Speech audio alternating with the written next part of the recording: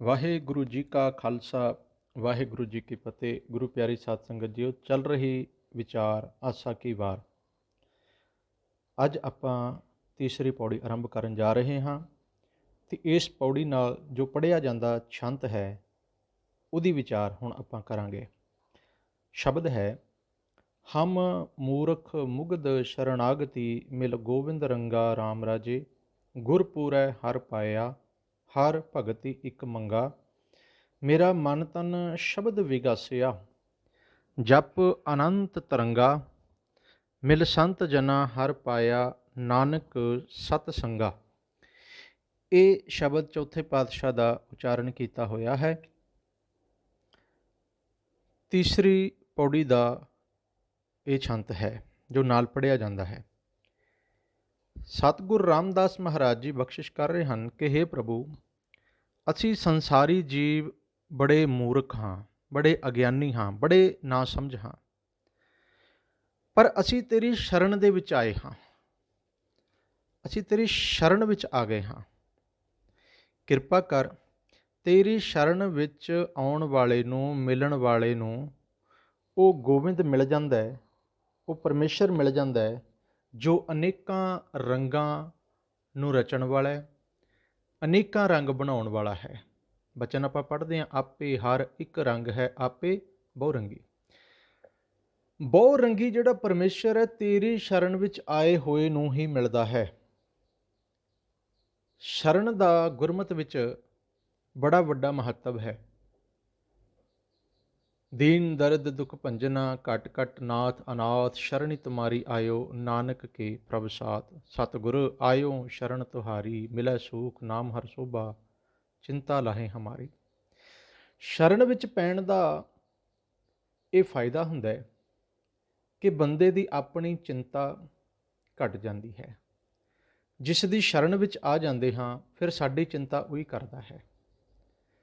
ਗੁਰਮਤਿ ਨੇ ਇਹੀ ਆਖਿਆ, ਹੈ ਜੀਵ, ਅਗਰ ਤੂੰ ਆਪਣੀ ਮਤ ਤਿਆਗ ਕੇ, ਆਪਣੀ ਮਨਮਰਜ਼ੀ ਤਿਆਗ ਕੇ, ਆਪਣੀ ਹਉਮੈ ਹੰਕਾਰ ਵਾਲੀ ਬਿਰਤੀ ਤਿਆਗ ਕੇ ਅਕਾਲ ਪੁਰਖ ਪਰਮੇਸ਼ਰ ਦੇ ਭਾਣੇ ਦੀ ਸ਼ਰਨ ਕਬੂਲ ਕਰ ਲਏ ਤੇ ਮਾਲਕ ਤੇਰਾ ਜ਼ਿੰਮੇਵਾਰ ਬਣ ਜਾਏਗਾ।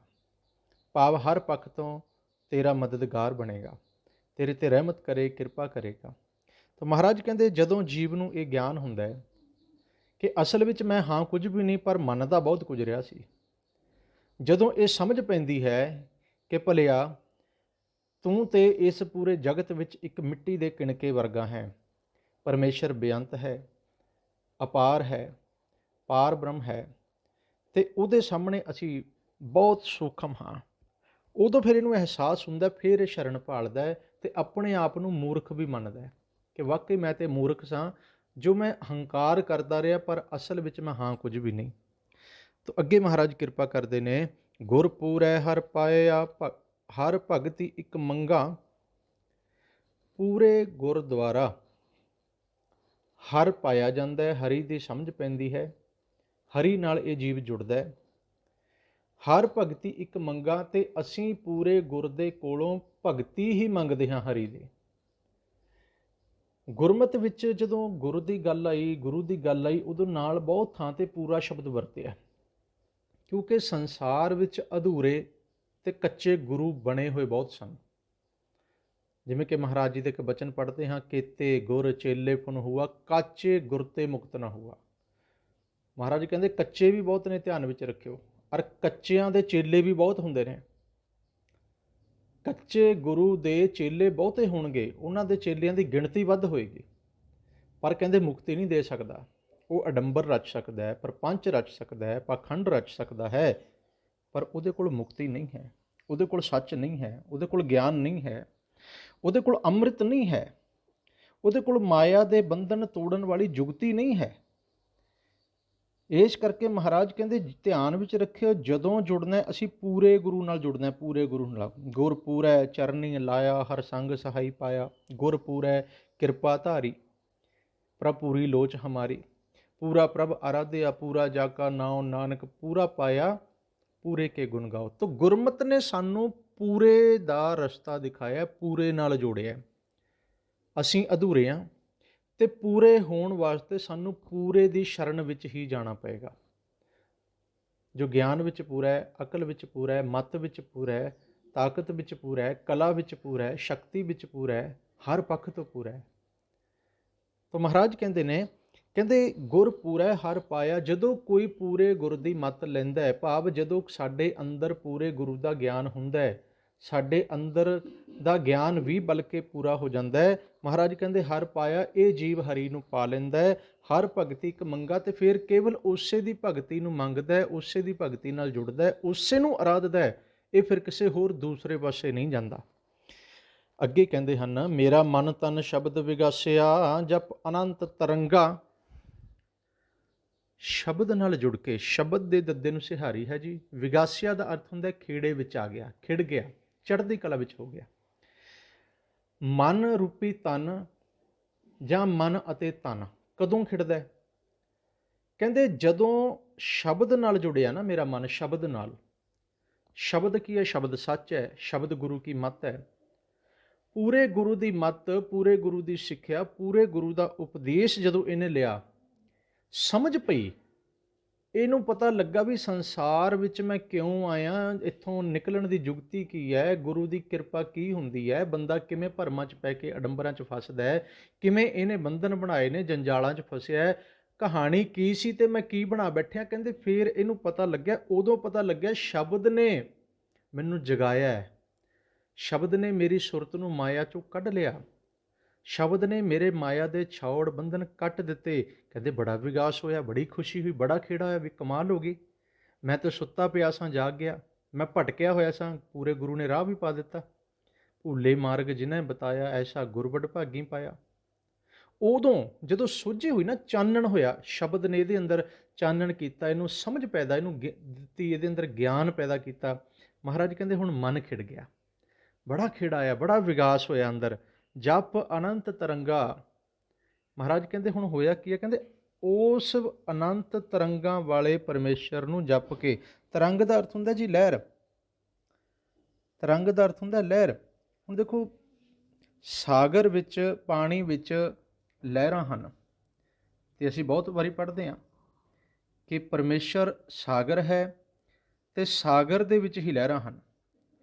ਤੇ ਇਹ ਵੀ ਕਿਹਾ, ਕਹਿੰਦੇ ਪਸਰਿਓ ਆਪ ਹੋਏ ਅਨੰਤ ਤਰੰਗ, ਲਖੇ ਨਾ ਜਾਹੇ ਪਾਰ ਬ੍ਰਹਮ ਕੇ ਰੰਗ। ਉਹ ਆਪ ਅਨੰਤ ਤਰੰਗਾਂ ਬਣ ਕੇ ਪਸਾਰਾ, ਉਹਨੇ ਆਪਣਾ ਪਸਾਰਿਆ ਹੋਇਆ।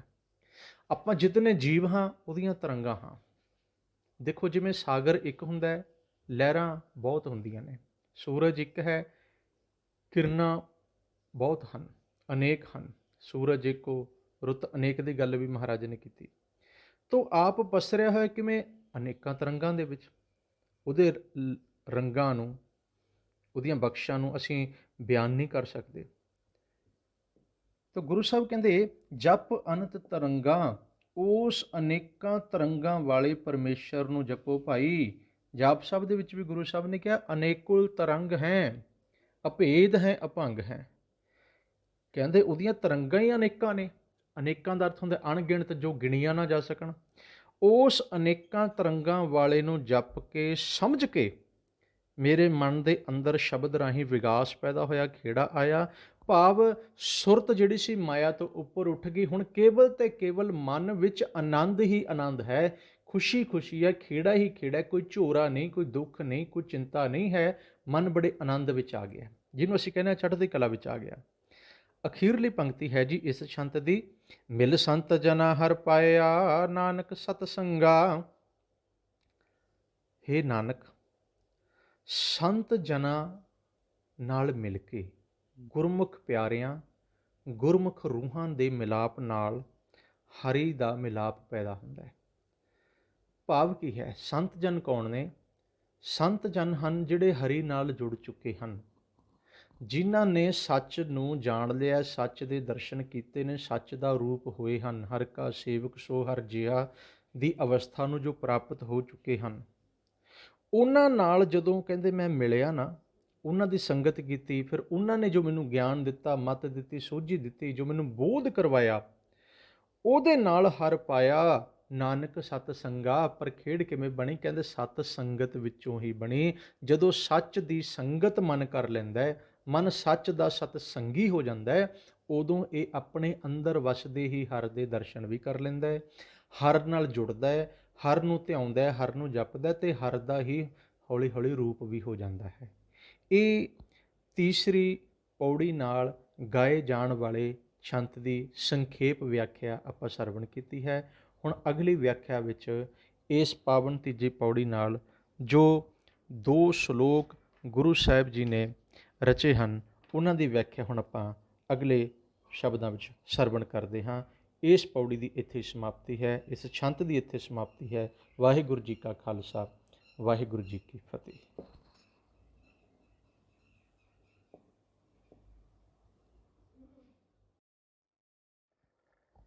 ਵਾਹਿਗੁਰੂ ਜੀ ਕਾ ਖਾਲਸਾ, ਵਾਹਿਗੁਰੂ ਜੀ ਕੀ ਫਤਿਹ। ਅੱਜ ਦਾ ਇਹ ਪਾਵਨ ਸ਼ਬਦ ਆਸਾ ਕੀ ਵਾਰ ਦੀ ਤੀਸਰੀ ਪੌੜੀ ਦਾ ਪਹਿਲਾ ਸ਼ਬਦ ਹੈ। ਇਸ ਪਾਵਨ ਸ਼ਬਦ ਅੰਦਰ ਸਤਿਗੁਰੂ ਨਾਨਕ ਦੇਵ ਜੀ ਨੇ ਜੋ ਕਿਰਪਾ ਕੀਤੀ ਹੈ ਉਹ ਹੈ ਅਸਚਰਜਤਾ ਦੀ ਗੱਲ। ਗੁਰੂ ਸਾਹਿਬ ਇੱਕ ਸ਼ਬਦ ਵਾਰ-ਵਾਰ ਵਰਤ ਰਹੇ ਹਨ, ਉਹ ਹੈ ਵਿਸਮਾਦ। ਵਿਸਮਾਦ ਸ਼ਬਦ ਉਦੋਂ ਵਰਤਿਆ ਜਾਂਦਾ ਹੈ ਜਦੋਂ ਕਿਸੇ ਪਦਾਰਥ, ਵਸਤੂ, ਆਕਾਰ ਜਾਂ ਕੁਝ ਐਸਾ ਕੋਈ ਦ੍ਰਿਸ਼ ਵੇਖਿਆ ਜਾਏ ਜਿਸ ਨੂੰ ਵੇਖ ਕੇ ਹੈਰਾਨਗੀ, ਅਸਚਰਜਤਾ ਪੈਦਾ ਹੋਵੇ ਅਤੇ ਸਾਡੇ ਕੋਲ ਉਹਨੂੰ ਬਿਆਨ ਕਰਨ ਵਾਸਤੇ ਸ਼ਬਦ ਨਾ ਹੋਵਣ, ਅਤੇ ਉਦੋਂ ਕਿਹਾ ਜਾਂਦਾ ਵਿਸਮਾਦ। ਇਹ ਵਿਸਮਾਦ ਕਦੋਂ ਕਦੋਂ ਪੈਦਾ ਹੁੰਦਾ ਹੈ, ਉਹਦੇ ਬਾਬਤ ਅੱਜ ਮਹਾਰਾਜ ਜ਼ਿਕਰ ਕਰ ਰਹੇ ਹਨ। ਮਹਾਰਾਜ ਸ਼ਬਦ ਸ਼ੁਰੂ ਕਰਦੇ ਹਨ। ਸ਼ਲੋਕ ਮਹੱਲਾ ਪਹਿਲਾ। ਵਿਸਮਾਦ ਨਾਦ ਵਿਸਮਾਦ ਵੇਦ, ਵਿਸਮਾਦ ਜੀ ਵਿਸਮਾਦ ਭੇਦ। ਸਤਿਗੁਰੂ ਜੀ ਕਿਰਪਾ ਕਰਦੇ ਹਨ। ਵਿਸਮਾਦ ਨਾਦ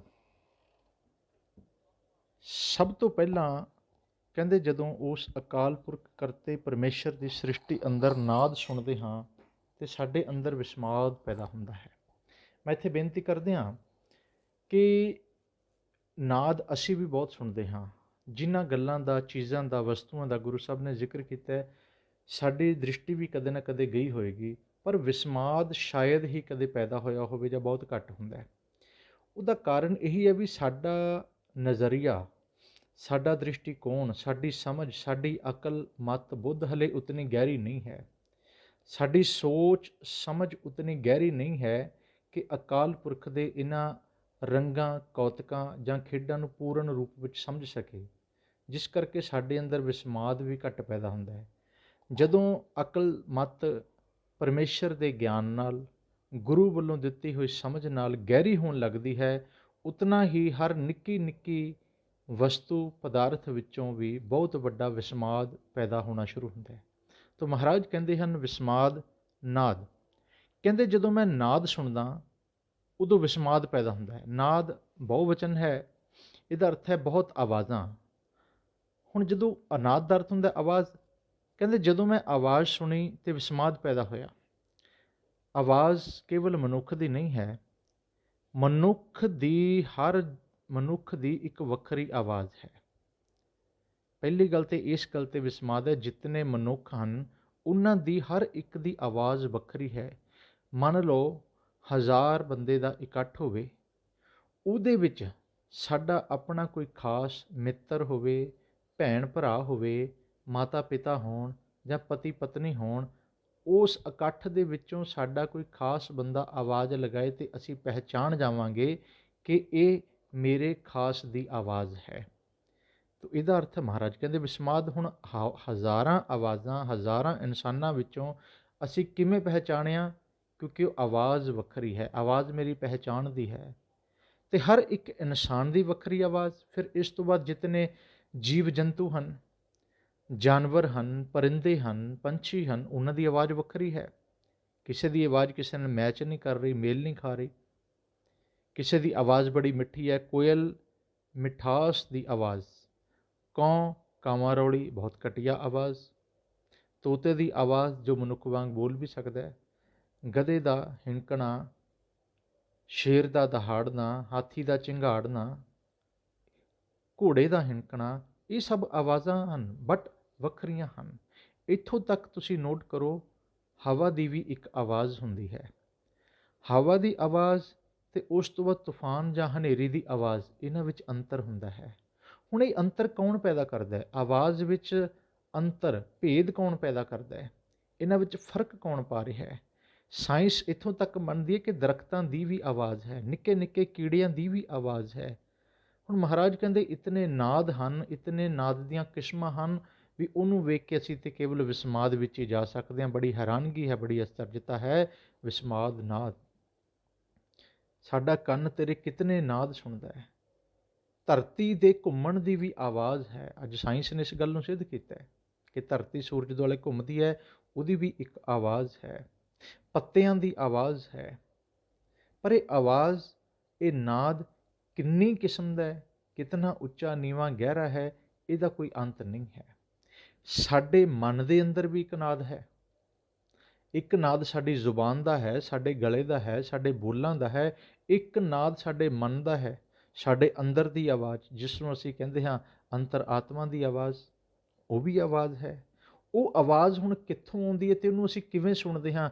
ਉਸ ਆਵਾਜ਼ ਨੂੰ ਬੋਲਣ ਵਾਲੀ ਕੋਈ ਜ਼ੁਬਾਨ ਨਹੀਂ ਅਤੇ ਉਹਨੂੰ ਸੁਣਨ ਵਾਲੇ ਸੰਸਾਰੀ ਬਾਹਰੀ ਕੰਨ ਵੀ ਨਹੀਂ ਹਨ, ਪਰ ਉਹ ਬੋਲੀ ਵੀ ਜਾ ਰਹੀ ਹੈ ਅਤੇ ਸੁਣੀ ਵੀ ਜਾ ਰਹੀ ਹੈ। ਵਿਸਮਾਦ ਕੀ ਹੈ? ਕੇਵਲ ਵਿਸਮਾਦ। ਬੜੀ ਹੈਰਾਨਕੁਨ ਬਾਤ ਹੈ। ਮਹਾਰਾਜ ਕਹਿੰਦੇ ਭਾਈ ਕੇਵਲ ਵਿਸਮਾਦ ਹੀ ਪੈਦਾ ਹੁੰਦਾ ਹੈ, ਵਿਸਮਾਦ ਨਾਦ। ਅਗਲਾ ਸ਼ਬਦ ਹੈ ਵਿਸਮਾਦ ਵੇਦ। ਵੇਦ ਸ਼ਬਦ ਦਾ ਅਰਥ ਹੁੰਦਾ ਹੈ ਗਿਆਨ। ਗੁਰੂ ਸਾਹਿਬ ਕਹਿੰਦੇ ਤੇਰੀ ਇਸ ਕੁਦਰਤ ਵਿੱਚ ਹੈ ਪ੍ਰਭੂ ਅਨੰਤ ਤਰ੍ਹਾਂ ਦਾ ਗਿਆਨ ਹੈ। ਗਿਆਨ ਦਾ ਵੀ ਕੋਈ ਅੰਤ ਨਹੀਂ ਹੈ। ਕਿੰਨੇ ਭਾਂਤ ਭਾਂਤ ਦੇ ਗਿਆਨ ਹਨ, ਕਿੰਨੀ ਤਰ੍ਹਾਂ ਦਾ ਗਿਆਨ ਹੈ। ਹਰ ਵਸਤੂ ਨਾਲ ਗਿਆਨ ਜੁੜਿਆ, ਹਰ ਕਲਾ ਨਾਲ ਗਿਆਨ ਜੁੜਿਆ, ਹਰ ਕਰਮ ਨਾਲ ਗਿਆਨ ਜੁੜਿਆ। ਅਸਲ ਵਿੱਚ ਜੇ ਸੰਸਾਰ ਨੂੰ ਅਸੀਂ ਚੱਲਦਾ ਵੇਖਦੇ ਹਾਂ, ਗਿਆਨ ਦੇ ਆਸਰੇ ਚੱਲ ਰਿਹਾ। ਇੱਥੇ ਭਾਵੇਂ ਕੁਛ ਬਣ ਰਿਹਾ, ਭਾਵੇਂ ਮਿਟ ਰਿਹਾ, ਭਾਵੇਂ ਆ ਰਿਹਾ, ਭਾਵੇਂ ਜਾ ਰਿਹਾ, ਕੁਛ ਘਟ ਰਿਹਾ, ਵੱਧ ਰਿਹਾ, ਉਹਦੇ ਪਿੱਛੇ ਗਿਆਨ ਕੰਮ ਕਰਦਾ ਹੈ, ਵੇਦ ਕੰਮ ਕਰਦਾ ਹੈ। ਪੁਰਾਣੇ ਸਮੇਂ ਵਿੱਚ ਗ੍ਰੰਥ ਲਿਖੇ, ਵੇਦ ਉਹਨਾਂ ਵਿੱਚ ਹਨ। 4 ਵੇਦਾਂ ਦਾ ਜ਼ਿਕਰ ਹੈ। ਵੇਦ ਦਾ ਅਰਥ ਹੁੰਦਾ ਗਿਆਨ, ਗਿਆਨ ਦੀਆਂ ਗੱਲਾਂ। ਮਹਾਰਾਜ ਕਹਿੰਦੇ ਵੇਦ, ਅਨੰਤ ਤਰ੍ਹਾਂ ਦਾ ਗਿਆਨ, ਅਨੰਤ ਤਰ੍ਹਾਂ ਦਾ ਵੇਦ। ਹੈਰਾਨਗੀ ਹੋ ਜਾਂਦੀ ਹੈ। ਸਾਡੇ ਸਰੀਰ ਵਿੱਚ ਬੜੀ ਤਰ੍ਹਾਂ ਦਾ ਵੇਦ ਹੈ, ਗਿਆਨ ਹੈ। ਇੱਕ ਇੱਕ ਸਾਡੀ ਸਰੀਰ ਦੇ ਹਿੱਸੇ ਦੇ, ਬੋਡੀ ਦੇ ਪਾਰਟ ਦੇ ਅਲੱਗ-ਅਲੱਗ ਡਾਕਟਰ ਹਨ। ਅੱਖਾਂ ਦਾ ਗਿਆਨ ਅਲੱਗ ਡਾਕਟਰ ਹੈ, ਕੰਨਾਂ ਦੇ ਗਿਆਨ ਵਾਲਾ ਅਲੱਗ ਡਾਕਟਰ ਹੈ, ਚਮੜੀ ਵਾਲਾ ਅਲੱਗ ਡਾਕਟਰ ਹੈ, ਹੱਡੀਆਂ ਦੇ ਗਿਆਨ ਵਾਲਾ ਅਲੱਗ ਡਾਕਟਰ ਹੈ, ਸਿਰ ਦੇ ਇਲਾਜ ਦਾ ਅਲੱਗ ਡਾਕਟਰ ਹੈ। ਇਹ ਕੀ ਹੈ? ਗਿਆਨ। ਉਸ ਤੋਂ ਬਾਅਦ ਕਾਰਾਂ ਦਾ ਗਿਆਨ ਵਾਲਾ ਅਲੱਗ ਹੈ, ਲੱਕੜ ਦੇ ਗਿਆਨ ਦਾ ਅਲੱਗ ਹੈ, ਲੋਹੇ ਦੇ ਗਿਆਨ ਦਾ ਅਲੱਗ ਹੈ। ਕਿਸੇ ਨੂੰ ਸੋਨੇ ਦਾ ਗਿਆਨ ਹੈ, ਕਿਸੇ ਨੂੰ ਚਾਂਦੀ ਦਾ ਹੈ, ਕਿਸੇ ਨੂੰ ਕੋਲੇ ਦਾ ਹੈ, ਕਿਸੇ ਨੂੰ ਹੀਰੇ ਦਾ ਗਿਆਨ ਹੈ, ਕਿਸੇ ਨੂੰ ਵਕਾਲਤ ਦਾ ਗਿਆਨ ਹੈ, ਕਿਸੇ ਨੂੰ ਡਾਕਟਰੀ ਦਾ ਗਿਆਨ ਹੈ, ਕੋਈ ਇੰਜੀਨੀਅਰਿੰਗ ਦਾ ਗਿਆਨ ਲੈ ਕੇ ਬੈਠਾ ਹੈ। ਅਲੱਗ-ਅਲੱਗ ਤਰ੍ਹਾਂ ਦੇ ਗਿਆਨ। ਇਹ ਗਿਆਨ ਦੀਆਂ ਕਿਤਨੀਆਂ ਕਿਸਮਾਂ ਹਨ? ਮਹਾਰਾਜ ਕਹਿੰਦੇ ਵਿਸਮਾਦ ਵੇਦ। ਸੰਸਾਰ ਵਿੱਚ ਬੜਾ ਗਿਆਨ ਹੈ। ਕੋਈ ਅਸਮਾਨ ਦੇ ਉੱਪਰ ਵਿੱਚ ਜਾ ਰਿਹਾ, ਅਸਮਾਨ ਵੱਲ ਜਾ ਰਿਹਾ, ਚੰਦਰਮਾ ਤੱਕ ਪਹੁੰਚਣ ਦਾ ਗਿਆਨ, ਮੰਗਲ ਗ੍ਰਹਿ 'ਤੇ ਜਾਣ ਦਾ ਗਿਆਨ। ਕੋਈ ਧਰਤੀ ਦੇ ਵਿੱਚ ਜਾ ਰਿਹਾ, ਉਹਦਾ ਵੀ ਗਿਆਨ। ਕੋਈ ਸਮੁੰਦਰਾਂ ਨੂੰ ਖੋਜ ਰਿਹਾ, ਉਹਦਾ ਵੀ ਗਿਆਨ। ਹਵਾ ਵਿੱਚ ਉੱਡਣ ਵਾਲੇ ਜਹਾਜ਼ ਦਾ ਗਿਆਨ, ਬਣਾਉਣ ਵਾਲੇ ਦਾ ਗਿਆਨ ਅਲੱਗ ਹੈ, ਉਡਾਉਣ ਵਾਲੇ ਦਾ ਗਿਆਨ ਅਲੱਗ ਹੈ, ਵਿੱਚ ਬੈਠਣ ਵਾਲੇ ਦਾ ਗਿਆਨ ਅਲੱਗ ਹੈ। ਗਿਆਨ ਦਾ ਵੀ ਕੋਈ ਅੰਤ ਨਹੀਂ ਹੈ। ਮਹਾਰਾਜ ਕਹਿੰਦੇ ਕੀ ਹੈ? ਵਿਸਮਾਦ ਵੇਦ ਹੈ ਪ੍ਰਭੂ, ਕੇਵਲ ਵਿਸਮਾਦ ਹੀ ਪੈਦਾ ਹੋ ਰਿਹਾ ਹੈ। ਵਿਸਮਾਦ ਜੀ, ਵਿਸਮਾਦ ਭੇਦ। ਕਿਤਨੇ ਜੀ ਹਨ ਅਤੇ ਇਹਨਾਂ ਜੀਆਂ ਵਿੱਚ ਭੇਦ ਹੈ। ਹਰੇਕ ਜੀਵ ਦਾ ਭੇਦ ਹੈ, ਭਾਵ ਕੋਈ ਜੀ ਕਿਸੇ ਜੈਸਾ ਨਹੀਂ ਹੈ। ਜਿੰਨੇ ਜੀ ਜੰਤ ਅਸੀਂ ਵੇਖਦੇ ਹਾਂ, ਹਰੇਕ ਜੀ ਦਾ ਸਰੀਰ, ਰੂਪ, ਰੰਗ, ਆਕਾਰ ਸਭ ਵੱਖਰਾ ਹੈ। ਕੋਈ ਇੱਕ ਦੂਜੇ ਨਾਲ ਮੇਲ ਨਹੀਂ ਖਾ ਰਿਹਾ। ਅਗਲੀ ਗੱਲ ਇਹੀ ਆਖ ਰਹੇ ਹਨ, ਵਿਸਮਾਦ ਰੂਪ, ਵਿਸਮਾਦ ਰੰਗ। ਹਰ ਇੱਕ ਦਾ ਰੂਪ, ਹਰ ਇੱਕ ਦਾ ਰੰਗ ਵੱਖਰਾ ਹੈ। ਇੱਕ ਇਨਸਾਨੀ ਸਰੀਰ ਦੇ ਰੂਪ ਦੀਆਂ ਕਈ ਕਿਸਮਾਂ ਹਨ, ਰੰਗਾਂ ਦੀਆਂ ਕਈ ਕਿਸਮਾਂ ਹਨ, ਨੈਣ ਨਕਸ਼ਾਂ ਦੀਆਂ ਕਈ ਕਿਸਮਾਂ ਹਨ। ਹੈ ਤੇ ਇੱਕ ਬੰਦਾ ਹੀ ਨਾ। ਜਿਤਨੇ ਜੀਵ ਹਨ ਸਾਡੀ ਧਰਤੀ 'ਤੇ 7 ਅਰਬ ਦੇ ਕਰੀਬ ਆਬਾਦੀ ਹੈ, ਪਰ ਕਮਾਲ ਦੀ ਗੱਲ ਇਹ ਹੈ, ਵਿਸਮਾਦ ਰੂਪ, ਵਿਸਮਾਦ ਰੰਗ। ਕਿਸੇ ਦਾ ਰੂਪ ਰੰਗ ਇੱਕ ਦੂਸਰੇ ਨਾਲ ਮੇਲ ਨਹੀਂ ਖਾਂਦਾ, ਕਿਸੇ ਦੀ ਆਵਾਜ਼ ਮੇਲ ਨਹੀਂ ਖਾਂਦੀ, ਕਿਸੇ ਦੇ ਫਿੰਗਰ ਪ੍ਰਿੰਟ ਮੇਲ ਨਹੀਂ ਖਾਂਦੇ, ਅੱਖਾਂ ਦਾ ਰੈਟੀਨਾ ਮੇਲ ਨਹੀਂ ਖਾਂਦਾ, ਸਾਡਾ DNA ਮੇਲ ਨਹੀਂ ਖਾਂਦਾ। ਕੀ ਹੈ? ਵਿਸਮਾਦ ਰੂਪ, ਵਿਸਮਾਦ ਰੰਗ। ਇਹ ਤੋਂ ਅੱਗੇ ਫਿਰ ਇਹੀ ਚੀਜ਼ ਦਰਖਤਾਂ ਵਿੱਚ ਹੈ, ਪੱਤਿਆਂ ਵਿੱਚ ਹੈ, ਫੁੱਲਾਂ ਵਿੱਚ ਹੈ, ਫਲਾਂ ਵਿੱਚ ਹੈ। ਉਹਨਾਂ ਵਿੱਚ ਰੰਗ ਕੌਣ ਭਰ ਰਿਹਾ, ਉਹਨਾਂ ਨੂੰ ਰੂਪ ਕੌਣ ਦੇ ਰਿਹਾ, ਉਹਨਾਂ ਨੂੰ ਆਕਾਰ ਕੌਣ ਦੇ ਰਿਹਾ? ਮਹਾਰਾਜ ਕਹਿੰਦੇ ਬਸ ਹੈਰਾਨਗੀ ਹੈ, ਵਿਸਮਾਦ। ਇਹ ਭੇਦ ਕੌਣ ਪਾ ਰਿਹਾ ਉਹਨਾਂ ਵਿੱਚ, ਇਹ ਰੂਪ ਰੰਗ ਕੌਣ ਦੇ ਰਿਹਾ ਹੈ? ਵਿਸਮਾਦ ਹੈ। ਵਿਸਮਾਦ ਨਾਂਗੇ ਫਿਰੈ ਜੰਤ, 84 ਲੱਖ ਜੂਨਾਂ ਵਿੱਚੋਂ ਇੱਕ ਮਨੁੱਖ ਨੂੰ ਛੱਡ ਕੇ ਬਾਕੀ ਸਭ ਨੰਗੇ ਹਨ। ਭਾਵ ਉਹਨਾਂ ਨੂੰ ਕੋਈ ਬਸਤਰ ਨਹੀਂ ਪਹਿਨਾਏ ਜਾਂਦੇ, ਉਹ ਨੰਗੇ ਆਉਂਦੇ ਨੰਗੇ ਚਲੇ ਜਾਂਦੇ ਹਨ, ਨੰਗੇ ਜੀਵਦੇ ਹਨ। ਉਹਨਾਂ ਵਿੱਚ ਸ਼ਰਮ ਹਿਆ ਨਾਂ ਦੀ ਚੀਜ਼ ਨਹੀਂ। ਕਿਉਂ? ਉੱਥੇ ਕੋਈ ਸਮਾਜ ਨਹੀਂ, ਕੋਈ ਪਰਿਵਾਰ ਨਹੀਂ, ਉਹਨਾਂ ਕੋਲ ਕੋਈ ਅਕਲਮਤ ਗਿਆਨ ਨਹੀਂ। ਉਹ ਨੰਗੇ ਹੋ ਕੇ ਵੀ ਕਮਾਲ ਦੀ ਗੱਲ ਹੈ ਵੀ ਢਕੇ ਹੋਏ ਹਨ, ਭਾਵ ਉਹਨਾਂ ਦੀ ਇੱਜ਼ਤ ਪਰਦਾ ਪਰਮੇਸ਼ਰ ਨੇ ਰੱਖਿਆ ਹੈ। ਪਰ ਇੱਕ ਮਨੁੱਖ ਐਸਾ ਹੈ ਵੀ ਇਹ ਲੱਖਾਂ ਰੁਪਇਆਂ ਦੇ ਕੱਪੜੇ ਪਾ ਕੇ ਵੀ ਆਪਣੇ ਕਰਮਾਂ ਕਰਕੇ ਨੰਗਾ ਹੀ ਹੈ। ਇਹ ਨੰਗਾ ਹੋ ਗਿਆ, ਇਹਨੂੰ ਇੱਜ਼ਤ ਨਹੀਂ, ਪੱਤ ਨਹੀਂ, ਸ਼ਰਮ ਨਹੀਂ, ਹਿਆ ਨਹੀਂ ਰਹੀ ਹੈ। ਅੱਜ ਦਾ ਮਨੁੱਖ ਕੱਪੜਿਆਂ ਵਿੱਚ ਵੀ ਨੰਗਾ ਹੈ। ਪਰ ਗੁਰੂ ਸਾਹਿਬ ਕਹਿੰਦੇ ਨਾਂਗੇ ਫਿਰੈ ਜੰਤ, ਤੁਹਾਡੇ ਨਾਲੋਂ ਤੇ ਇਹ ਬੰਦਿਓ ਉਹ ਜੀ ਜੰਤ, ਜੰਗਲਾਂ ਦੇ ਜਾਨਵਰ ਨੰਗੇ ਹਨ, ਪਰ ਕੁਦਰਤ ਨੇ ਉਹਨਾਂ ਨੂੰ ਬਸਤਰ ਨਹੀਂ ਦਿੱਤੇ। ਪਰ ਫਿਰ ਵੀ ਉਹਨਾਂ ਵਿੱਚ ਨੰਗੇਜ਼ ਜਾਂ ਅਸ਼ਲੀਲਤਾ ਵਾਲੀ ਕੋਈ ਗੱਲ ਨਹੀਂ ਹੈ। ਇਹ ਉਸ ਕਰਤੇ ਦੀ ਕੁਦਰਤ ਹੈ ਜਿਸ ਨੂੰ ਵੇਖ ਕੇ ਕੇਵਲ ਵਿਸਮਾਦ ਪੈਦਾ ਹੋ ਰਿਹਾ ਹੈ। ਵਿਸਮਾਦ ਪਾਉਣ, ਵਿਸਮਾਦ ਪਾਣੀ। ਪਾਉਣ ਦਾ ਅਰਥ ਹੁੰਦਾ ਹਵਾ। ਮਹਾਰਾਜ ਕਹਿੰਦੇ ਵਿਸਮਾਦ ਪਾਉਣ ਅਤੇ ਵਿਸਮਾਦ ਪਾਣੀ। ਪਾਣੀ ਅਤੇ ਹਵਾ ਨੂੰ ਵੇਖ ਕੇ ਵੀ ਵਿਸਮਾਦ ਹੁੰਦਾ। ਕਿਉਂ ਹੁੰਦਾ? ਕਿਉਂਕਿ ਨਾ ਪਾਉਣ ਇੱਕ ਤਰ੍ਹਾਂ ਦੀ ਹੈ, ਨਾ ਪਾਣੀ ਇੱਕ ਤਰ੍ਹਾਂ ਦਾ ਹੈ। ਹਰ ਲਿਕੁਇਡ ਚੀਜ਼ ਨੂੰ ਪਾਣੀ ਕਿਹਾ ਜਾਂਦਾ ਹੈ ਅਤੇ ਹਰ ਗੈਸ ਨੂੰ ਹਵਾ ਕਿਹਾ ਜਾਂਦਾ ਹੈ। ਜਿਸ ਤਰ੍ਹਾਂ ਹੁਣ ਪਾਉਣ ਦੇ ਆਕਾਰ, ਪਾਉਣ ਨਾਈਟ੍ਰੋਜਨ ਵੀ ਪਾਉਣ ਹੈ, ਹਾਈਡਰੋਜਨ ਪਾਉਣ ਹੈ, ਕਾਰਬਨ ਡਾਈਆਕਸਾਈਡ ਹੈ, ਆਕਸੀਜਨ ਹੈ, ਇਹ ਗੈਸਾਂ ਹਨ। ਗੈਸ ਸਾਰੀ ਪਾਉਣ ਵਿੱਚ ਆਉਂਦੀ ਹੈ। ਅਸੀਂ ਜੋ ਸਵਾਸ ਲੈਂਦੇ ਹਾਂ, ਪਾਉਣ, ਪਾਉਣ ਨੂੰ ਗੁਰੂ ਵੀ ਕਿਹਾ, ਪਵਨ ਗੁਰੂ। ਪਾਉਣ ਨੂੰ ਵੇਖਦੇ ਹਾਂ, ਕਿਤਨੇ ਤਰ੍ਹਾਂ ਦੀ ਪਾਉਣ। ਮਹਾਰਾਜ ਕਹਿੰਦੇ ਵਿਸਮਾਦ, ਕੋਈ ਅੰਤ ਨਹੀਂ ਹੈ। ਵਿਸਮਾਦ ਪਾਣੀ, ਕਿਤਨੇ ਤਰ੍ਹਾਂ ਦਾ ਲਿਕੁਇਡ ਹੈ, ਪਾਣੀ ਦਾ ਵੀ ਕੋਈ ਅੰਤ ਨਹੀਂ ਹੈ। ਦੁੱਧ ਵੀ ਪਾਣੀ 'ਚ ਆਉਂਦਾ, ਬਹੁਤ ਸਾਰੀਆਂ ਦਵਾਈਆਂ ਪਾਣੀ 'ਚ ਆਉਂਦੀਆਂ ਹਨ। ਸਾਡੇ ਸਰੀਰ ਦੇ ਵਿੱਚ ਵੀ ਬਲੱਡ ਸਰਕੂਲੇਟ ਪਾਣੀ ਦਾ ਰੂਪ ਹੈ। ਸਾਡੇ ਸਰੀਰ ਵਿੱਚ ਬਲਕਿ 70% ਪਾਣੀ ਹੈ। ਧਰਤੀ ਦੇ ਵਿੱਚ 70% ਪਾਣੀ ਹੈ। ਸਾਡੀ ਇਹ ਪ੍ਰਿਥਵੀ 70% ਪਾਣੀ ਅਤੇ 30% ਧਰਤੀ ਹੈ। ਵਿਸਮਾਦ ਪਾਣੀ। ਪਾਣੀ ਨੂੰ ਪਿਤਾ ਦਾ ਦਰਜਾ ਦਿੱਤਾ ਹੈ। ਪੌਣ ਗੁਰੂ, ਪਾਣੀ ਪਿਤਾ, ਮਾਤਾ ਧਰਤੀ ਮਹਤ। ਪਰ ਇਹ ਪਾਉਣ ਅਤੇ ਪਾਣੀ ਦੀਆਂ ਕਿਸਮਾਂ ਇਹ ਵੀ ਵਿਸਮਾਦ ਪੈਦਾ ਕਰ ਰਹੀਆਂ ਹਨ, ਕਿਉਂਕਿ ਇਹਨਾਂ ਦਾ ਕਿਸਮਾਂ ਦਾ ਅੰਤ ਨਹੀਂ, ਪਾਉਣ ਦਾ ਅੰਤ ਨਹੀਂ। ਪਾਉਣ ਬੜੇ ਲਹਿਜੇ ਚੱਲੇ, ਮਿੱਠੀ ਮਿੱਠੀ ਚੱਲੇ, ਠੰਡੀ ਹਵਾ ਵਗੇ ਅਤੇ ਬੰਦੇ ਨੂੰ ਸਕੂਨ ਮਿਲਦਾ ਹੈ, ਆਨੰਦ ਮਿਲਦਾ ਹੈ। ਠੰਡੀ ਮਿੱਠੀ ਹਵਾ ਦੀਆਂ ਗੱਲਾਂ ਅਸੀਂ ਕਰਦੇ ਹਾਂ। ਪਰ ਇਹੀ ਪਾਉਣ ਜਦੋਂ ਤੂਫਾਨ ਵਿੱਚ ਬਦਲ ਜਾਏ, ਹਨੇਰੀ 'ਚ ਬਦਲ ਜਾਏ, ਅਤੇ ਬੰਦਾ ਕਹਿੰਦਾ ਹੱਦ ਹੋ ਗਈ ਵੀ ਹਨੇਰੀ ਤੂਫਾਨ ਆ ਗਿਆ, ਅੰਦਰ ਚਲੋ। ਪਰ ਪਾਉਣ ਮਿੱਠੀ ਵਗੇ, ਬੰਦਾ ਕਹਿੰਦਾ ਬਾਹਰ ਚਲੋ। ਹੈ ਤੇ ਪਾਉਣ, ਹੈ ਤੇ ਹਵਾ। ਵਿਸਮਾਦ। ਪਾਉਣ ਨੇ ਆਪਣਾ ਰੂਪ ਵਟਾ ਲਿਆ, ਵਿਸਮਾਦ। ਪਾਣੀ ਆਪਣਾ ਰੂਪ ਵਟਾ ਜਾਂਦਾ। ਪਾਣੀ ਧਰਤੀ 'ਚੋਂ ਅਸੀਂ ਕੱਢਦੇ ਹਾਂ, ਨਲਕੇ ਰਾਹੀਂ, ਟੂਟੀ ਰਾਹੀਂ ਪਾਣੀ ਪੀਂਦੇ ਹਾਂ ਅਤੇ ਜੀਵਨ ਹੈ। ਪਾਣੀ ਹੜ੍ਹ ਦਾ ਰੂਪ ਅਖਤਿਆਰ ਕਰਨ ਜਾਏ, ਪਾਣੀ ਮੌਤ ਬਣ ਜਾਂਦਾ ਹੈ ਤੇ ਪਾਣੀ। ਪਾਣੀ ਜੀਵਨ ਵੀ ਦੇ ਰਿਹਾ, ਪਾਣੀ ਮੌਤ ਵੀ ਦੇ ਰਿਹਾ। ਹਵਾ ਜੀਵਨ ਵੀ ਦੇ ਰਹੀ ਹੈ, ਤੂਫਾਨ ਬਣ ਕੇ ਮੌਤ ਵੀ ਦੇ ਰਹੀ ਹੈ। ਵਿਸਮਾਦ ਪਾਉਣ, ਵਿਸਮਾਦ ਪਾਣੀ। ਵਿਸਮਾਦ ਅਗਨੀ ਖੇਡੈ ਵਿਡਾਣੀ।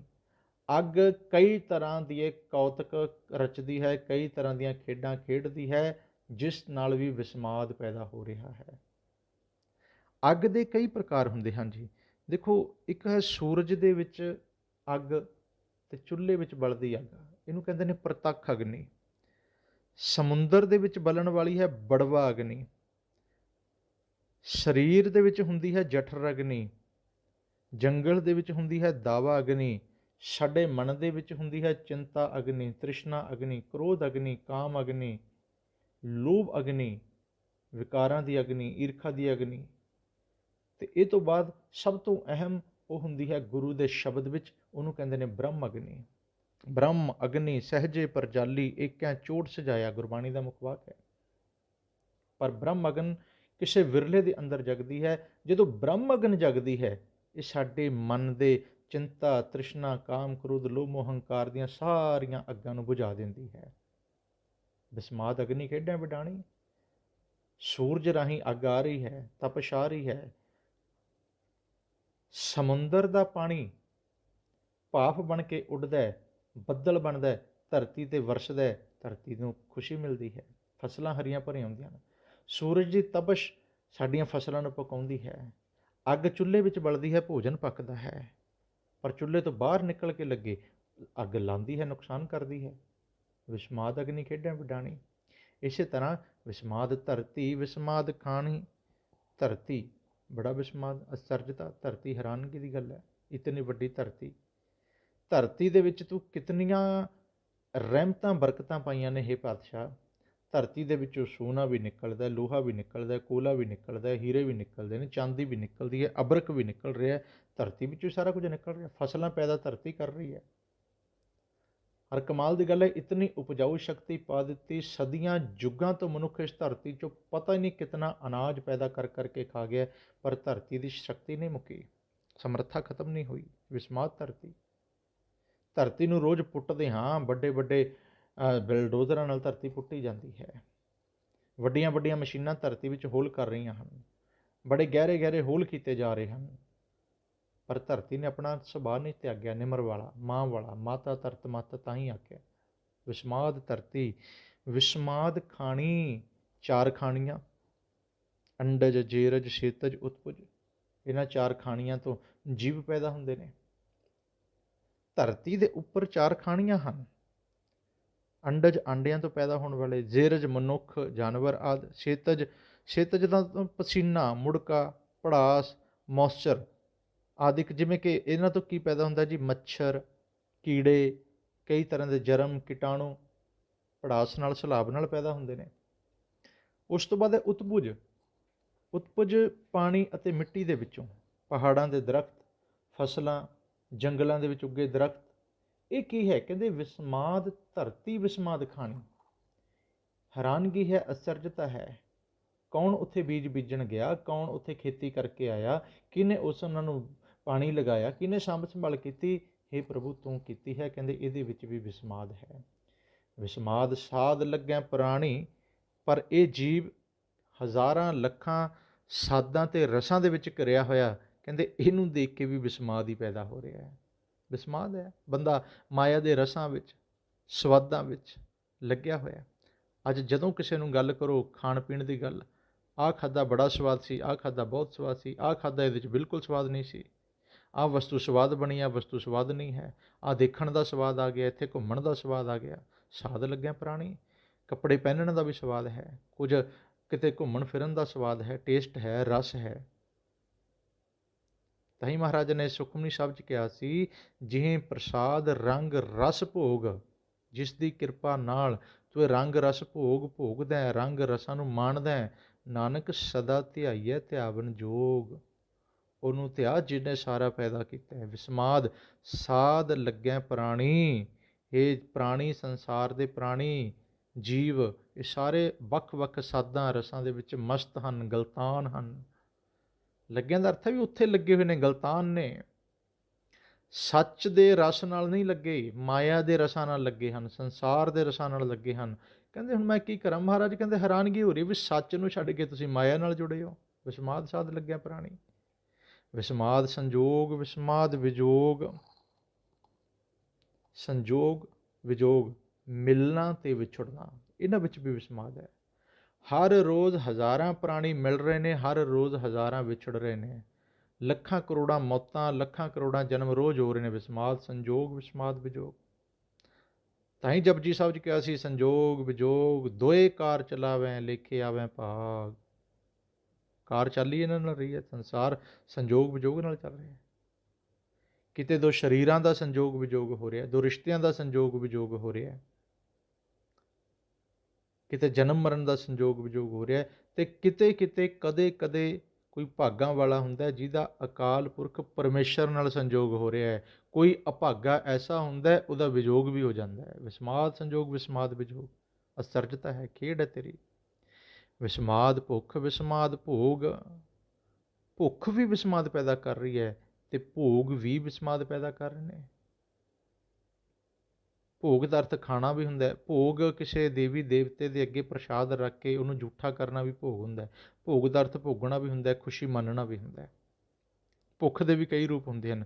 ਭੁੱਖ ਭੋਜਨ ਦੀ ਵੀ ਹੁੰਦੀ ਹੈ, ਭੁੱਖ ਪਦਾਰਥਾਂ ਦੀ ਵੀ ਹੁੰਦੀ ਹੈ, ਭੁੱਖ ਧਨ ਦੌਲਤ ਦੀ ਵੀ ਹੁੰਦੀ ਹੈ। ਬਲਕਿ ਤਨ ਦੀ ਭੁੱਖ ਭੋਜਨ ਕਰਨ ਤੋਂ ਬਾਅਦ ਮਿਟ ਜਾਂਦੀ ਹੈ, ਪਰ ਮਨ ਦੀ ਭੁੱਖ ਲੱਖਾਂ ਕਰੋੜਾਂ ਅਰਬਾਂ ਖਰਬਾਂ ਕਮਾ ਕੇ ਦੁਨੀਆ ਭਰ ਦੇ ਪਦਾਰਥ ਲੈ ਕੇ ਵੀ ਨਹੀਂ ਮਿਟਦੀ। ਮਹਾਰਾਜ ਕਹਿੰਦੇ ਵਿਸਮਾਦ ਭੁੱਖ, ਭੁੱਖ ਦਾ ਹੀ ਕੋਈ ਅੰਤ ਨਹੀਂ ਹੈ। ਜਪਜੀ ਸਾਹਿਬ ਦੇ ਆਰੰਭ ਵਿੱਚ ਕਹਿ ਦਿੱਤਾ ਸੀ, ਭੁੱਖਿਆਂ ਭੁੱਖ ਨਾ ਉਤਰੀ ਜੇ ਬੰਨਾ ਪੁਰੀਆਂ ਭਾਰ। ਪੁੱਛਿਆ ਮਹਾਰਾਜ ਭੁੱਖਾ ਰੱਜਦਾ ਕਿਵੇਂ ਹੈ? ਵੀ ਪੁਰੀਆਂ ਦੇ ਭਾਰ ਨਾਲ ਭਾਵ ਸਾਰੀ ਦੁਨੀਆ ਦੇ ਧਨ ਦੌਲਤ ਨਾਲ ਇਹ ਨਹੀਂ ਰੱਜਿਆ, ਕਿਵੇਂ ਰੱਜੇਗਾ? ਮਹਾਰਾਜ ਕਹਿੰਦੇ ਨਾਨਕ ਭੁੱਖਾ ਤਾਂ ਰੱਜੈ ਜਾਂ ਗੁਣ ਕਹਿ ਗੁਣੀ ਸਮਾਵਣਿਆ। ਗੁਣੀ ਨਿਧਾਨ ਪਰਮੇਸ਼ਰ ਦੇ ਗੁਣ ਗਾਏਗਾ, ਉਹ 'ਚ ਸਮਾਏਗਾ ਤੇ ਇਹਨੂੰ ਰਜੇਵਾਂ ਆ ਜਾਏਗਾ, ਵਰਨਾ ਦੁਨੀਆ ਦੇ ਕਿਸੇ ਪਦਾਰਥ ਨਾਲ ਇਹਦੀ ਭੁੱਖ ਨਹੀਂ ਮਿਟਦੀ। ਇਹ ਭੁੱਖਾ ਹੀ ਰਹਿੰਦਾ ਹੈ। ਭੁੱਖਾ ਕਿਉਂ ਰਹਿੰਦਾ? ਕਿਉਂਕਿ ਇਹਨੂੰ ਨਾਮ ਦੀ ਭੁੱਖ ਨਹੀਂ ਲੱਗਦੀ। ਸਾਚੇ ਨਾਮ ਕੀ ਲਾਗੈ ਭੂਖ, ਉਤ ਭੁੱਖੈ ਖਾਏ ਚਲੀਆਂ ਦੁੱਖ। ਸੱਚੇ ਨਾਮ ਦੀ ਭੁੱਖ ਜੇਕਰ ਸਾਨੂੰ ਲੱਗ ਆਵੇ ਨਾ, ਮਹਾਰਾਜ ਕਹਿੰਦੇ ਬਾਕੀ ਸਾਰੀਆਂ ਭੁੱਖਾਂ ਤੇ ਦੁੱਖ ਇੱਕ ਖਿਣ ਵਿੱਚ ਖਤਮ ਹੋ ਜਾਣ। ਪਰ ਬੰਦੇ ਦੇ ਮਨ ਦੀ ਭੁੱਖ ਵੇਖੀ, ਤਨ ਦੀ ਭੁੱਖ ਵੇਖੀ, ਪਦਾਰਥਾਂ ਦੀਆਂ ਭੁੱਖਾਂ ਵੇਖੀਆਂ, ਮਹਾਰਾਜ ਕਹਿੰਦੇ ਵਿਸਮਾਦ ਭੁੱਖ। ਭੋਗਾਂ ਦੇ ਵਿੱਚ ਗ੍ਰਸਤ ਹੈ, ਵਿਸਮਾਦ ਭੋਗ। ਵਿਸਮਾਦ ਸਿਫਤ ਵਿਸਮਾਦ ਸਾਲਾਹਾ, ਸਿਫਤੋ ਸਾਲਾਹਾ। ਹੇ ਪ੍ਰਭੂ, ਇਹਦਾ ਵੀ ਕੋਈ ਅੰਤ ਨਹੀਂ ਹੈ। ਤੇਰੀ ਸਿਫਤ ਸਲਾਹ ਕਿਤਨੇ ਪ੍ਰਕਾਰ ਦੀ ਹੈ। ਕਿਤਨੇ ਲੋਕ ਤੇਰੀ ਸਿਫਤੋ ਸਲਾਹ 'ਚ ਲੱਗੇ ਹਨ, ਕਿਹੜੇ ਕਿਹੜੇ ਤਰੀਕਿਆਂ ਨਾਲ ਸਿਫਤ ਸਲਾਹ ਕਰ ਰਹੇ ਹਨ। ਕਹਿੰਦੇ ਵਿਸਮਾਦ। ਕੋਈ ਭੁੱਖਾ ਰਹਿ ਕੇ ਸਿਫਤ ਸਲਾਹ ਕਰ ਰਿਹਾ ਹੈ, ਕੋਈ ਨੰਗਾ ਰਹਿ ਕੇ ਸਿਫਤ ਸਲਾਹ ਕਰ ਰਿਹਾ ਹੈ, ਕੋਈ ਘਰ-ਬਾਰ ਛੱਡ ਕੇ ਸਿਫਤ ਸਲਾਹ ਕਰ ਰਿਹਾ ਹੈ, ਕੋਈ ਜੰਗਲਾਂ 'ਚ ਬੈਠਾ ਹੈ, ਕੋਈ ਸਮਾਧੀਆਂ ਲਈ ਬੈਠਾ ਹੈ, ਕੋਈ ਧੂਣੀਆਂ ਤਪਾ ਰਿਹਾ, ਕੋਈ ਜਲ ਧਾਰੇ ਕਰ ਰਿਹਾ, ਕੋਈ ਦਾਨ ਪੁੰਨ ਕਰ ਰਿਹਾ, ਕੋਈ ਤੁਰਿਆ ਹੀ ਜਾਂਦਾ ਕੋਈ ਤੀਰਥਾਂ 'ਤੇ ਬੈਠਾ ਹੈ, ਕੋਈ ਗੁਫਾਵਾਂ 'ਚ ਬੈਠਾ ਹੈ, ਕੋਈ ਚਲੀਹੇ ਕੱਟ ਰਿਹਾ, ਕੋਈ ਮੌਨ ਧਾਰ ਕੇ ਬੈਠਾ ਹੈ। ਸਿਫਤ ਸਲਾਹ। ਪਰ ਅਸਲੀ ਸਿਫਤ ਸਲਾਹ ਕੀ ਹੈ? ਜਿਸਨੂੰ ਬਖਸ਼ੇ ਸਿਫਤ ਸਲਾਹਾ, ਨਾਨਕ ਪਾਤਸ਼ਾਹੀ ਪਾਤਸ਼ਾਹ। ਜਿਸਨੂੰ ਤੂੰ ਆਪਣੇ ਆਪੇ ਦੀ ਸਿਫਤ ਸਲਾਹ ਦੀ ਦਾਤ ਦੇ ਦੇ, ਭਾਵ ਆਪਣੀ ਮਤ ਗਿਆਨ ਬੁੱਧ ਦੇ ਦੇ, ਜੋ ਅਸਲ ਵਿੱਚ ਅੰਦਰੋਂ ਤੇਰੇ ਨਾਲ ਜੁੜ ਕੇ ਤੇਰੇ ਗੁਣਾਂ ਦਾ ਗਾਇਨ ਕਰਨ ਲੱਗ ਪਏ, ਤੇਰੇ ਹੁਕਮ ਭਾਣੇ 'ਚ ਚੱਲਣ ਲੱਗ ਪਏ।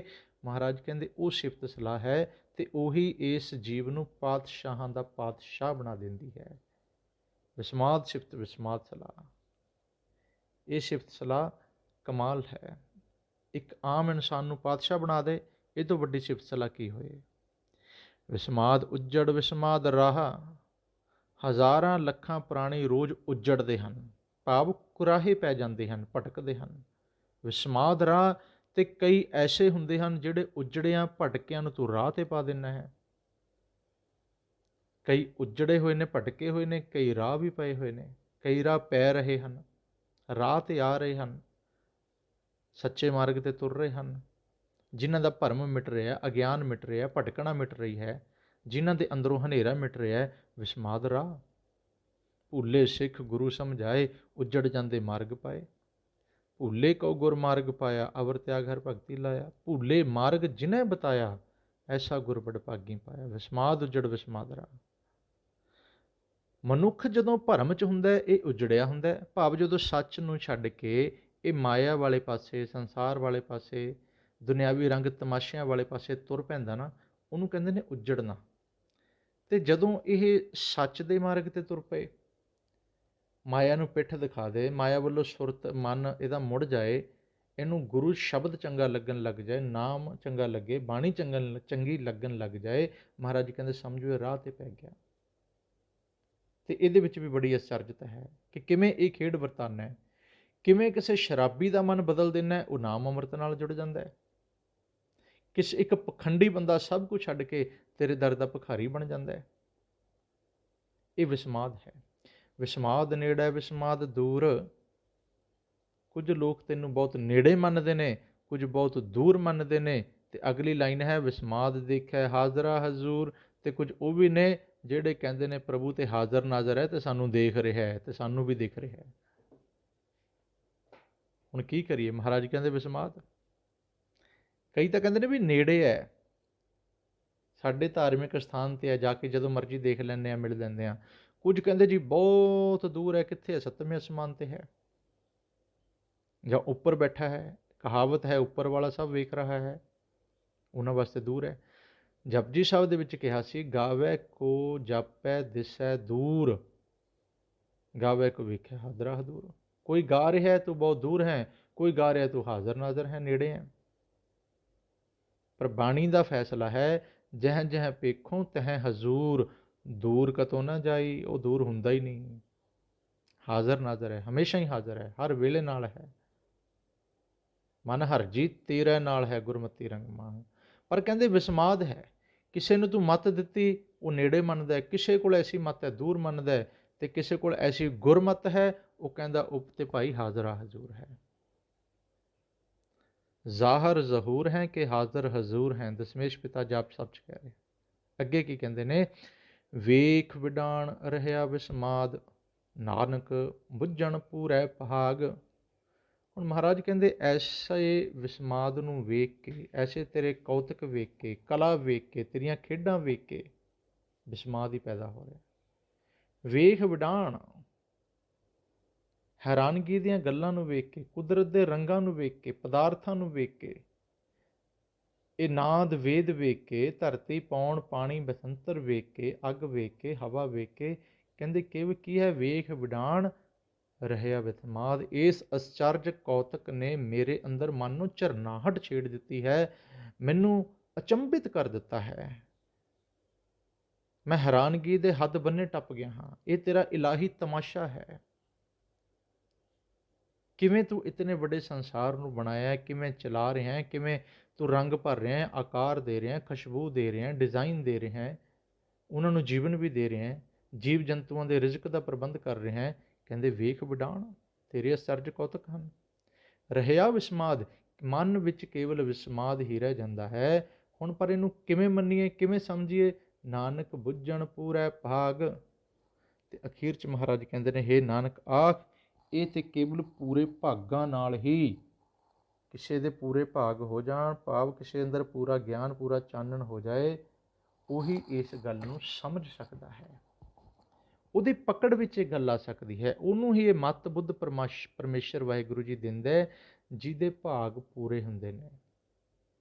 ਵਡਭਾਗਾ ਹੋ ਜਾਂਦਾ ਹੈ ਜੋ ਆਪਣੇ ਮਨ ਨੂੰ ਪਰਮੇਸ਼ਰ ਦੇ ਗਿਆਨ ਨਾਲ, ਉਹਦੀ ਬਖਸ਼ਿਸ਼ ਨਾਲ ਭਰ ਲੈਂਦਾ ਹੈ। ਜਿਹਦੇ ਹਿਰਦੇ ਦਾ ਭਾਂਡਾ ਉਹਦੀ ਬਖਸ਼ਿਸ਼ ਨਾਲ, ਉਹਦੇ ਗਿਆਨ ਨਾਲ ਪੂਰਾ ਹੋ ਜਾਂਦਾ ਹੈ, ਉਹੀ ਇਸ ਗੱਲ ਨੂੰ ਬੁੱਝ ਲੈਂਦਾ ਹੈ ਕਿ ਇਹ ਖੇਡ ਸਾਰੀ ਪਰਮੇਸ਼ਰ ਦੀ ਹੈ। ਇਹ ਸਾਰੀਆਂ ਰਹਿਮਤਾਂ ਬਖਸ਼ਾਂ, ਇਹ ਦੁੱਖ ਸੁੱਖ, ਜੀਵ ਜੰਤ, ਮੇਲ ਵਿਛੋੜ, ਇਹ ਅਗਨੀਆਂ, ਇਹ ਪੌਣ, ਇਹ ਹਵਾ, ਇਹ ਪਾਣੀ, ਸਭ ਉਹਨੇ ਬਣਾਈ ਹੈ। ਉਹ ਆਪੇ ਚਲਾ ਰਿਹਾ ਹੈ, ਆਪੇ ਸੰਭਾਲ ਰਿਹਾ ਹੈ। ਸੂਰਜ, ਚੰਦ, ਤਾਰੇ, ਇਹ ਸਭ ਉਹਦੇ ਭੈ ਹੁਕਮ ਵਿੱਚ ਚੱਲ ਰਹੇ ਨੇ, ਅਤੇ ਇਹਦੇ ਵਿੱਚ ਕੇਵਲ ਵਿਸਮਾਦ ਹੈ। ਬੰਦਾ ਇਹਦੇ ਵਿੱਚ ਕੋਈ ਦਖਲ ਅੰਦਾਜ਼ੀ ਨਹੀਂ ਕਰ ਸਕਦਾ, ਕੋਈ ਛੇੜਛਾੜ ਨਹੀਂ ਕਰ ਸਕਦਾ, ਕੇਵਲ ਉਹਨੂੰ ਵੇਖ ਕੇ ਉਸ ਪਰਮੇਸ਼ਰ ਅੱਗੇ ਝੁਕ ਸਕਦਾ ਹੈ। ਜਿਸ ਠਾਕੁਰ ਸੋ ਨਾਹੀ ਚਾਰਾ, ਤਾਕੋ ਕੀਜੈ ਸਦ ਨਮਸਕਾਰਾ। ਪਹਿਲੇ ਸ਼ਲੋਕ ਦੀ ਸਮਾਪਤੀ ਹੈ। ਦੂਸਰੇ ਸ਼ਲੋਕ ਦੀ ਵਿਆਖਿਆ ਕੁਦਰਤ ਦੱਸਿਆ, ਕੁਦਰਤ ਸੁਣੀਐ, ਕੱਲ੍ਹ ਸਰਵਣ ਕਰਾਂਗੇ। ਗੁਰੂ ਸਾਹਿਬ ਕਿਰਪਾ ਕਰਨ, ਸਾਨੂੰ ਹੋਰ ਮਤ ਸਮਤ ਸਮੁੱਧ ਸਮਰੱਥਾ ਬਖਸ਼ਿਸ਼ ਕਰਨ। ਅਸੀਂ ਗੁਰਬਾਣੀ ਰਾਹੀਂ, ਗੁਰੂ ਦੇ ਸ਼ਬਦ ਰਾਹੀਂ ਇਸ ਅਕਾਲ ਪੁਰਖ ਦੇ ਇਸ ਵਰਤਾਰੇ ਨੂੰ, ਉਹਦੇ ਸੰਸਾਰ ਨੂੰ ਸਮਝ ਸਕੀਏ, ਮਾਣ ਸਕੀਏ, ਅਤੇ ਉਸ ਅਕਾਲ ਦੇ ਬਖਸ਼ਿਸ਼ ਦਾ ਆਨੰਦ ਮਾਣਦੇ ਹੋਏ ਉਹਦੇ ਵਿੱਚ ਅਭੇਦ ਹੋ ਸਕੀਏ। ਸਭਨਾਂ ਦਾ ਧੰਨਵਾਦ ਜੀ। ਭੁੱਲਾਂ ਦੀ ਖਿਮਾ। ਵਾਹਿਗੁਰੂ ਜੀ ਕਾ ਖਾਲਸਾ, ਵਾਹਿਗੁਰੂ ਜੀ ਕੀ ਫਤਿਹ।